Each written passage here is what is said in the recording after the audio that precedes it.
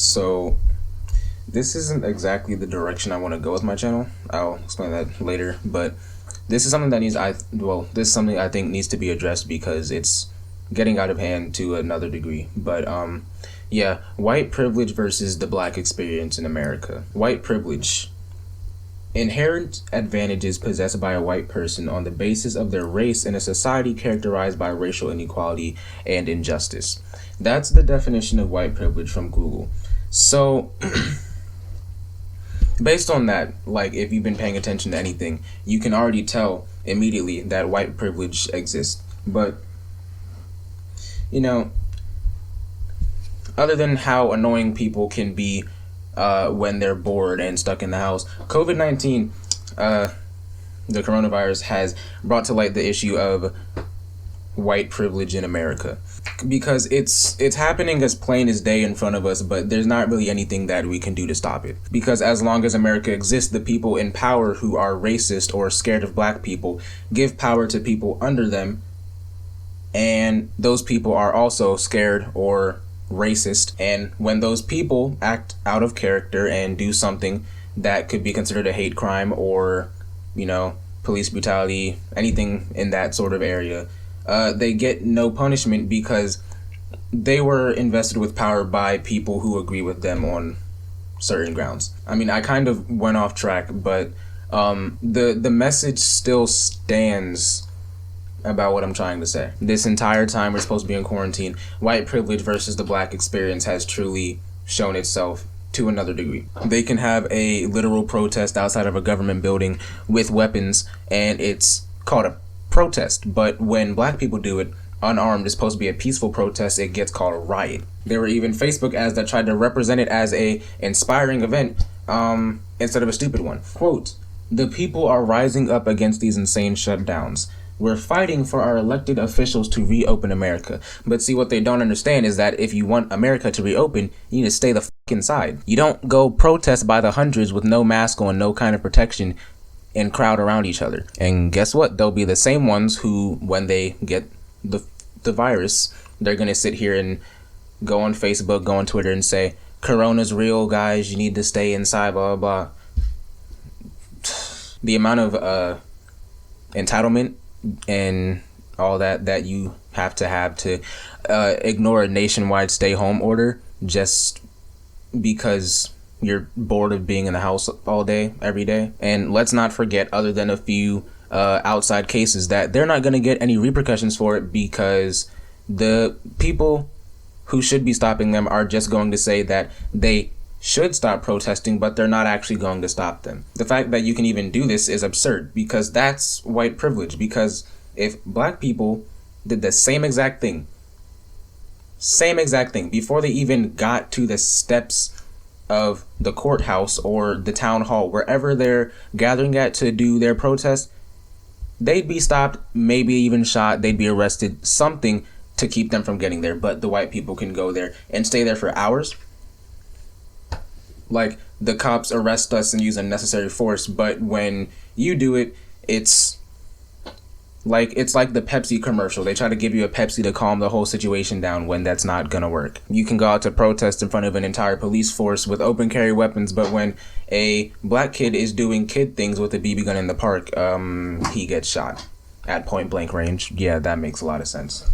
It's showing that the inalienable rights that we're supposed to have aren't actually what they say they are. They're just a way to give false hope that we would be treated the same, when we're actually never going to be treated the same, because we're not the same. Because in the eyes of the government and 3 million people of the US population, we're never going to be the same, and we are not the same. The black experience is how in the past 2 weeks, 2 cases dealing with slaughtering of black men have happened, and those who did the act haven't had any consequences.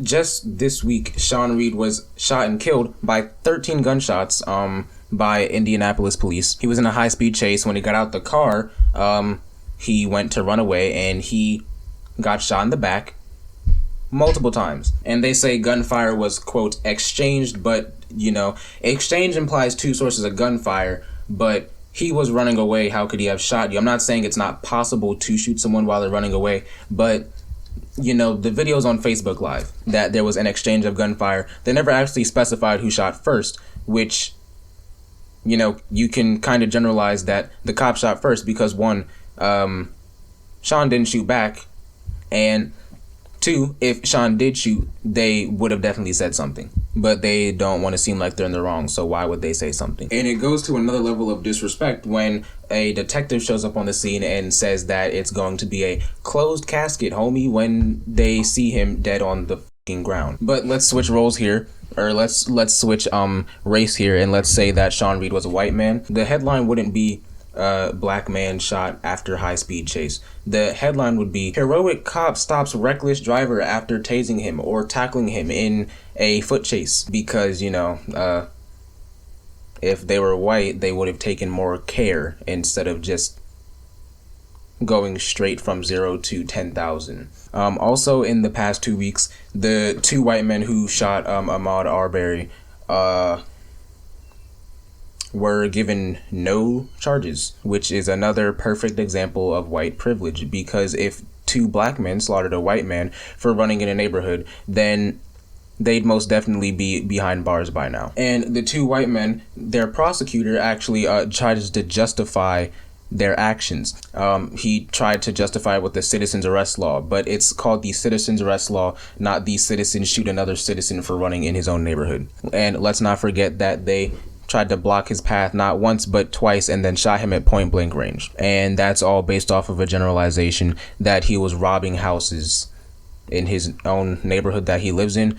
There was even a 911 call about him supposedly breaking into a house that's under construction when he was just looking in the window. But that's human nature. Humans are curious. They're going to look at things that they want to know about. And they always tried to use his previous charges, because he had a charge for bringing a gun to a high school basketball game, but at the time of the shooting, they didn't know that. And they also wanted to say that his past mental health records were a reason for his aggression and him fighting back. If somebody came at me with a gun and was harassing me, I'd be aggressive or want to fight back because I don't want to die. Like, this is a real thing. I always think a good way to think about these things is to think about if the race or gender of the subject were switched. Nothing about the case changes at all except for their race. And you think about how the outcome would have been if they were white. But we know what would happen. Nothing. Or if anything, they'd get a minor jail sentence or, a minor fine. If Tamir Rice was a white boy instead of a black boy, he wouldn't become a statistic about police brutality. Trayvon Martin wouldn't be dead. Ahmaud Arbery wouldn't be dead. Sean Reed wouldn't be dead. Alton Sterling, Freddie Gray, and Philando Castile also would not be dead. And the list goes on and on from there. And I'm tired. Like, I really am. It's getting out of hand at this point. It's been going on since the second blacks were put on boats and taken from their homeland to a place that we didn't want to fucking go to. History doesn't repeat itself, but it rhymes, and it's making a 1,000-word poem right now. Picture this, right? A system that supports and justifies the actions of racist and entitled whites, but goes against blacks for the same actions simultaneously. That's white privilege versus the black experience in America.